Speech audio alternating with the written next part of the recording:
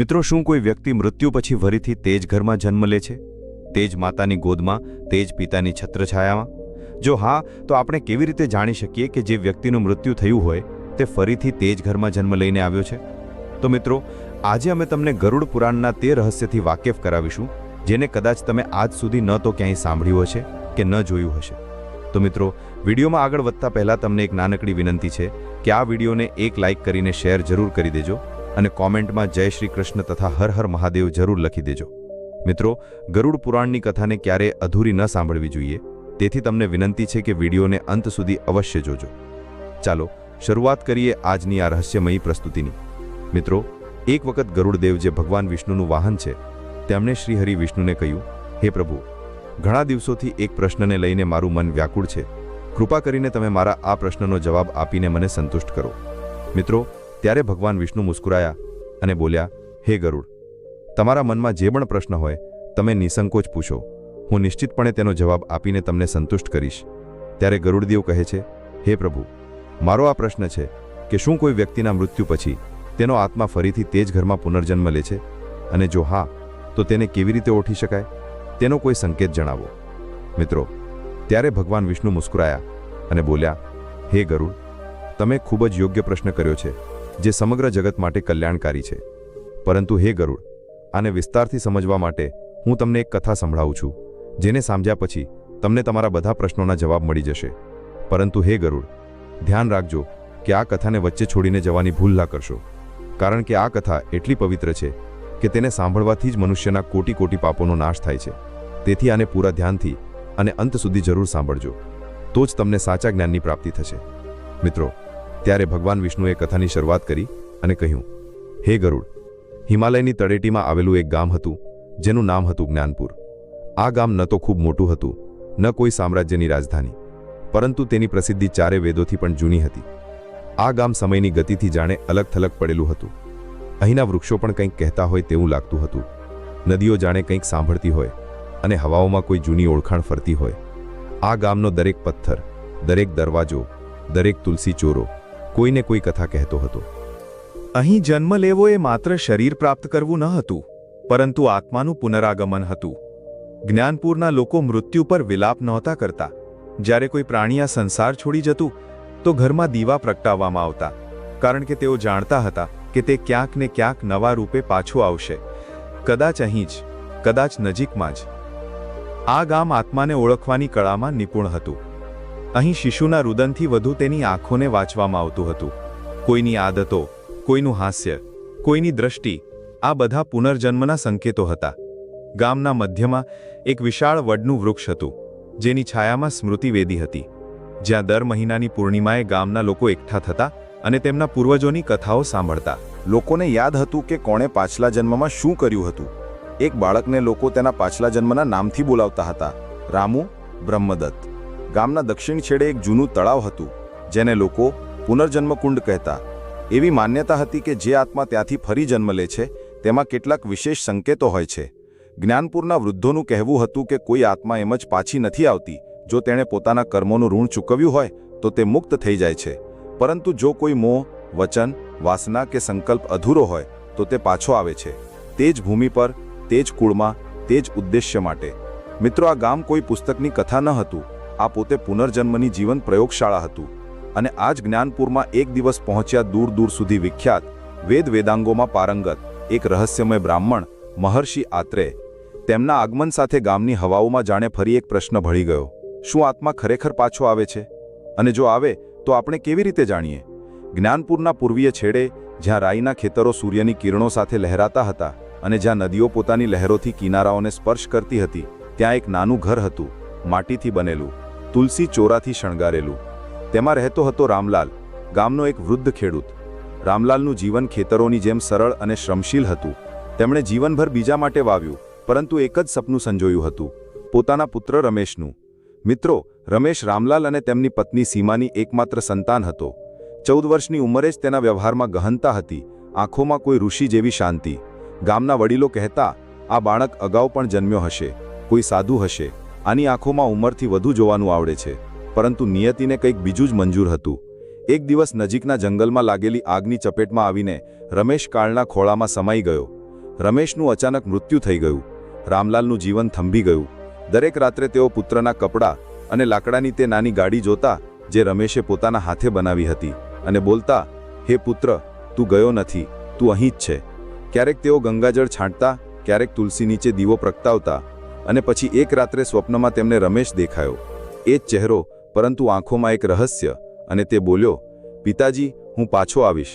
જ્યાં પ્રેમ અધૂરો હોય ત્યાં આત્મા ઠહેરતો નથી, પાછો આવે છે. મિત્રો, ગામના લોકો કહેવા લાગ્યા કે રામલાલ પાગલ થઈ ગયા છે. પુત્રના વિયોગે તેમનું મન તૂટી ગયું છે. પરંતુ રામલાલ જાણતા હતા કે તેમનો પુત્ર પાછો આવશે. એ જ ગામમાં, કદાચ કોઈ બીજા ઘરમાં, કોઈ બીજા નામે. પરંતુ તેને કેવી રીતે ઓળખવો, કેવી રીતે જાણવું કે તે જ છે? ત્યારે રામલાલે નિશ્ચય કર્યો કે હું ત્યાં સુધી શાંત નહીં બેસું જ્યાં સુધી મને આ પ્રશ્નનો જવાબ ન મળે. શું આત્મા ખરેખર પાછો આવે છે? શું મારો પુત્ર ફરીથી મારા જીવનનો હિસ્સો બની શકે છે? મિત્રો, આ રામલાલ આ જ જિજ્ઞાસા લઈને ગામના મુખ્ય ચોક તરફ ગયા, જ્યાં એક મહાપુરુષ મહર્ષિ આત્રેય પધાર્યા હતા. રામલાલ કાંપતા હાથે મહર્ષિના ચરણોમાં ઝૂક્યા. તેમની આંખો લાલ હતી, આંસુથી, પ્રતીક્ષાથી અને તે અદૃશ્ય દોરથી જે એક પિતાને મૃત પુત્રના આત્મા સાથે જોડી રાખતો હતો. અને પછી તેઓ પૂછે છે, હે ઋષિવર, શું મારો પુત્ર મને ફરીથી આ જ પરિવારમાં જન્મ લઈને મળશે? હું કેવી રીતે જાણું કે તે આગનો જન્મ ક્યાં લેશે? રામલાલનો પ્રશ્ન હવામાં જાણે સ્થિર થઈ ગયો હતો. એક એવો પ્રશ્ન જે ફક્ત હૃદયથી પૂછી શકાય અને ફક્ત ધ્યાનની ગહનતાથી જ જવાબ આપી શકાય. મહર્ષિ આત્રેય થોડી ક્ષણો માટે શાંત રહ્યા. તેમની આંખો બંધ હતી, જાણે તેઓ અંદર કોઈ દિવ્ય સ્ત્રોત સાથે સંવાદ કરી રહ્યા હોય. પછી તેમને ઊંડો શ્વાસ લીધો અને બોલ્યા, હે રામલાલ, આ પ્રશ્ન ફક્ત તારો નથી. આ પ્રશ્ન દરેક તે આત્માનો છે જે મૃત્યુની પહેલે પાર જવા માગે છે અને જાણવા માગે છે કે શું પ્રેમ જન્મના બંધનોથી પરે ટકે છે કે નહીં. હું જે કહું છું તે માત્ર મારી વાણી નથી, પરંતુ સ્વયં ભગવાન શ્રી વિષ્ણુએ ગરુડને આપેલું જ્ઞાન છે, જેને સંસારમાં ગરુડ પુરાણ તરીકે ઓળખવામાં આવે છે. જ્યારે કોઈ જીવ શરીરનો ત્યાગ કરે છે ત્યારે તેનું માંસ, હાડકાં અને રક્ત પૃથ્વીને પાછું આવે છે, પરંતુ આત્મા યાત્રા કરે છે યમલોક તરફ. ત્યાં ચિત્રગુપ્ત આત્માની સમક્ષ તેની સમગ્ર કર્મ પુસ્તિકા ખોલે છે. દરેક વિચાર, દરેક ભાવના, દરેક કાર્ય જે તેણે જન્મમાં કર્યું હોય કે મનમાં સંજોયું હોય, તેનો ન્યાય ન તો ભાવનાઓથી થાય, ન તો યાચનાથી, તે ફક્ત કર્મથી થાય છે. અને પછી યમરાજ આત્માને નથી પૂછતા, તું ક્યાં જવા માગે છે? તેઓ ફક્ત કહે છે, તું ત્યાં જઈશ જ્યાં તારે જવું જોઈએ. મહર્ષિ આત્રેય બોલ્યા, જો આત્માનું જીવન અધૂરું હોય, જેમ કે કોઈ વચન અધૂરું, કોઈ પ્રેમ અપૂર્ણ, કોઈ ઋણ બાકી કે કોઈ મોહ અત્યંત ગહન હોય, તો તેને ધરતી પર આવવું પડે છે. અને ઘણીવાર તે પાછો આવે છે, એ જ કુળમાં, એ જ પરિવેશમાં જ્યાં તેની યાત્રા વચ્ચે તૂટી ગઈ હતી. ફક્ત પ્રેમથી જ પુનર્જન્મ નથી થતો. ક્યારેક નફરત પણ આત્માને બાંધી લે છે. ક્યારેક અધૂરો ધર્મ, ક્યારેક અપૂર્ણ યજ્ઞ, તો ક્યારેક પુત્ર કે માતા પ્રત્યેની અધૂરી ભાવના. આ જ કારણે કોઈ આત્મા નવજાત બનીને આવે છે. એ જ ચાલ, એ જ અંખો, એ જ સંકોચ, જાણે પૂર્વજન્મનું કોઈ ઋણ ચૂકવવા આવ્યો હોય. મહર્ષિએ એક ઉદાહરણ આપ્યું. એક વખત દેવભૂમિના એક બ્રાહ્મણ મલયે પોતાની વૃદ્ધ માતાને વૃદ્ધાશ્રમમાં છોડી દીધી અને તીર્થયાત્રાએ નીકળી ગયો. વર્ષો પછી પાછો ફર્યો ત્યારે તેની માતાનું દેહાંત થઈ ચૂક્યું હતું. તેણે પશ્ચાતાપ કર્યો, પરંતુ મોડું થઈ ગયું હતું. વર્ષો પછી મલયનો પૌત્ર જન્મ્યો, યશ, પરંતુ તેની આંખો, ચાલ, સ્વર તેની દાદી જેવા હતા.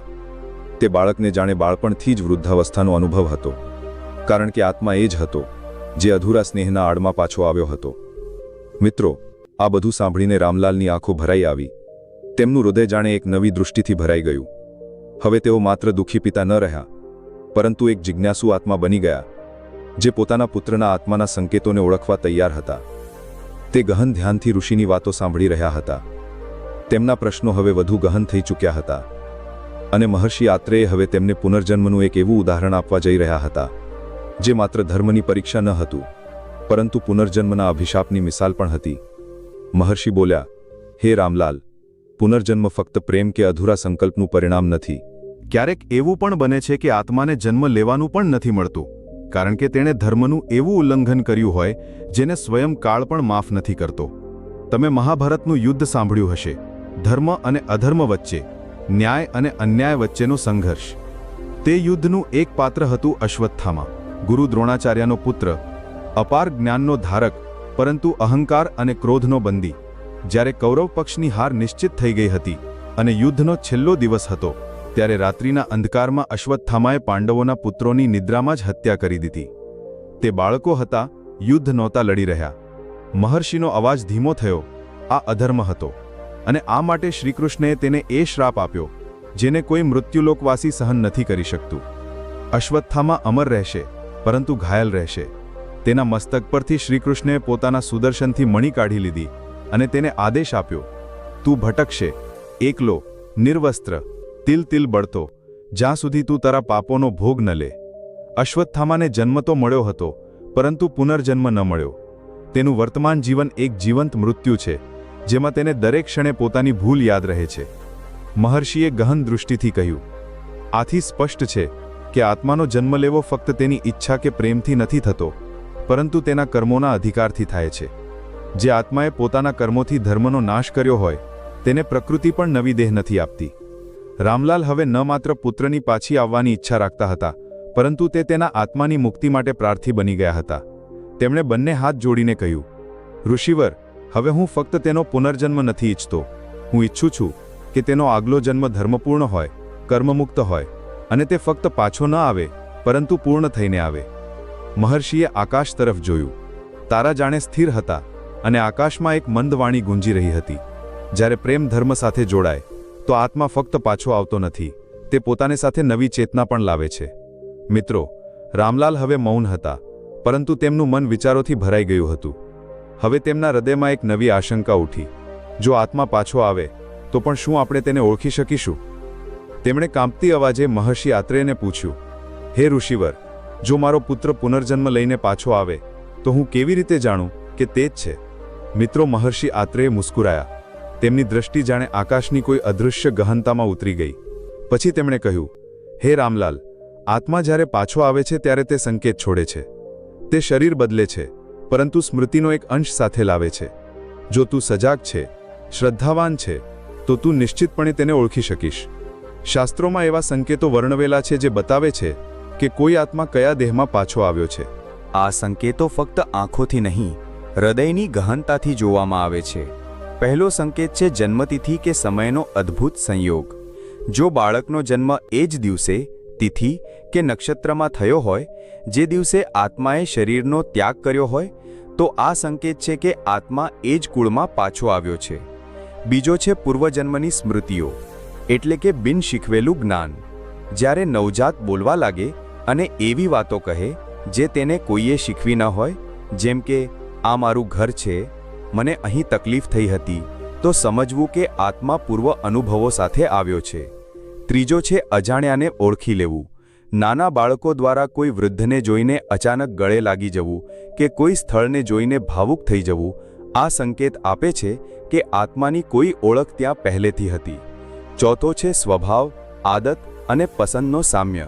જો બાળકનો સ્વભાવ, રુચિઓ અને વ્યવહાર કોઈ દિવંગત વ્યક્તિ સાથે મળતો હોય, જેમ કે એ જ ખોરાક, એ જ રમત, એ જ રંગ, તો તે પૂર્વજન્મની છાયા છે. પાંચમો સંકેત છે જન્મચિહ્ન કે રોગનું સમાન સ્વરૂપ. શાસ્ત્રો કહે છે કે આત્મા જે સ્થાને અંતિમ આઘાત સહન કરે છે, તે સ્થાને આગલા દેહમાં કોઈ ચિહ્ન છોડે છે, નિશાન, તલ કે કોઈ વિશેષ રોગ. ઘણી વખત આત્મા સ્વપ્નના માધ્યમથી સંદેશ આપે છે, જેમ કે કોઈ બાળક કે કન્યા સ્વપ્નમાં મૃત પ્રિયજનની વાતો કરે કે પોતાને પૂર્વજન્મના રૂપમાં જુએ. છઠ્ઠો છે કોઈ નવજાતનો એક વિશેષ વ્યક્તિ સાથે અસામાન્ય જોડાણ હોવું, જેમ કે તે તેની ગોદમાં જ શાંત થાય કે કોઈના દૂર જવા પર વ્યાકુળ થઈ જાય. આ સંકેત છે કે આત્મા ફરીથી એ જ પ્રેમમાં પાછો આવ્યો છે. હે રામલાલ, આ સંકેતો ત્યારે જ દેખાય છે જ્યારે મન શાંત હોય. જે ફક્ત આંખોથી જુએ છે તે ભ્રમિત થાય છે, પરંતુ જે હૃદયથી અનુભવે છે તે જ આત્માને ઓળખે છે. પ્રેમ ફક્ત આ જન્મનો નથી, તે જન્મોની પેલેપાર વહે છે. જો તું સાચે જ તારા પુત્રથી પ્રેમ કરે છે તો તેનો આત્મા તારાથી છુપાઈ શકે નહીં. મિત્રો, રામલાલની આંખોમાં હવે અંધકાર ન હતો, ફક્ત પ્રતીક્ષા હતી. હવે રામલાલ માત્ર આંસુઓથી ભરેલા પિતા ન રહ્યા, હવે તેઓ એક દ્રષ્ટા હતા. તેઓ પોતાની આસપાસ થતા દરેક જન્મને, દરેક બાળકની મુસ્કાનને અને દરેક તિથિને ધ્યાનથી જોવા લાગ્યા, કારણ કે તેમને વિશ્વાસ હતો કે પુનર્જન્મ કોઈ કલ્પના નથી, પરંતુ એક સંકેત છે જે સમય પહેલા બોલી ઉઠે છે. રાતનો સમય હતો, જ્ઞાનપુરમાં આકાશ એકદમ શાંત હતું, જાણે બ્રહ્માંડ સ્વયં કોઈ જવાબની પ્રતીક્ષામાં હોય. રામલાલ પોતાના આંગણામાં ખાટ પર સૂતેલા તારાઓને નિહાળી રહ્યા હતા. પરંતુ તે રાતે એક અલગ જ હવા વહી રહી હતી, શાંત પરંતુ અંદર સુધી બોલતી. અને ત્યારે રામલાલને એક સ્વપ્ન આવ્યું. સ્વપ્નમાં એક બાળક તેમની સામે ઊભું હતું, એ જ ચહેરાની માસૂમિયત, એ જ મુસ્કાન, પરંતુ તેની આંખોમાં એક ગહનતા હતી જે ફક્ત આત્માને ઓળખે છે. પિતાજી, તમે મને ઓળખ્યો? હું રમેશ છું. મેં વચન આપ્યું હતું ને કે હું પાછો આવીશ. રામલાલની આંખો ભરાઈ આવી, પરંતુ સ્વપ્નમાં પણ તેઓ સ્થિર રહ્યા. બાળક આગળ બોલ્યો, હું એ જ કુળમાં પાછો આવ્યો છું, પરંતુ હવે મારું દેહ અલગ છે. હવે મને મારી નવી માતાની ગોદમાં જીવન મળ્યું છે, પરંતુ મારો આત્મા એ જ છે જે તમારા સ્પર્શને આજે પણ ઓળખે છે. પિતાજી, આત્મા પાછો આવી શકે છે, પરંતુ શું તે ફરીથી તમારી પાસે રહેશે કે નહીં, તે ફક્ત તમારા અને મારા કર્મો પર આધાર રાખે છે. જો આપણે પાછલા જન્મમાં અધૂરું ઋણ છોડ્યું હોય તો તે જ આપણને જોડશે, નહીં તો આત્મા અલગ થઈ જશે, નવી રાહ, નવો ધર્મ, નવું જીવન લઈને. બીજા દિવસે રામલાલે મહર્ષિ આત્રેયને સ્વપ્ન વિશે જણાવ્યું. મહર્ષિ મુસ્કુરાયા અને બોલ્યા, હે રામલાલ, હવે તું આત્માને ઓળખવાની કળા જાણી ગયો છે. સ્વપ્ન માત્ર દર્શન નહોતું, તે આત્માનો સંદેશ હતો. યાદ રાખ, પુનર્જન્મ પ્રેમથી બંધાયેલો હોય છે, પરંતુ પુનર્મિલન ફક્ત ધર્મ અને સેવાથી થાય છે. આત્મા પાછો આવે છે, પરંતુ તેમાં સ્થાયિત્વ લાવવાનું કાર્ય તારા કર્મો જ કરે છે. તો મિત્રો, આશા છે કે આ માહિતી તમને ગમી હશે. તો મિત્રો, આજની વિડીયો સારી લાગી હોય તો વિડીયોને લાઇક જરૂર કરો અને કોમેન્ટમાં જય શ્રી હરિ વિષ્ણુ જરૂર લખો. સાથે જ ચેનલને સબસ્ક્રાઇબ જરૂર કરો અને વિડીયો વિશે તમારો શું અભિપ્રાય છે અમને કોમેન્ટમાં જરૂર જણાવો. જય શ્રી કૃષ્ણ. ધન્યવાદ.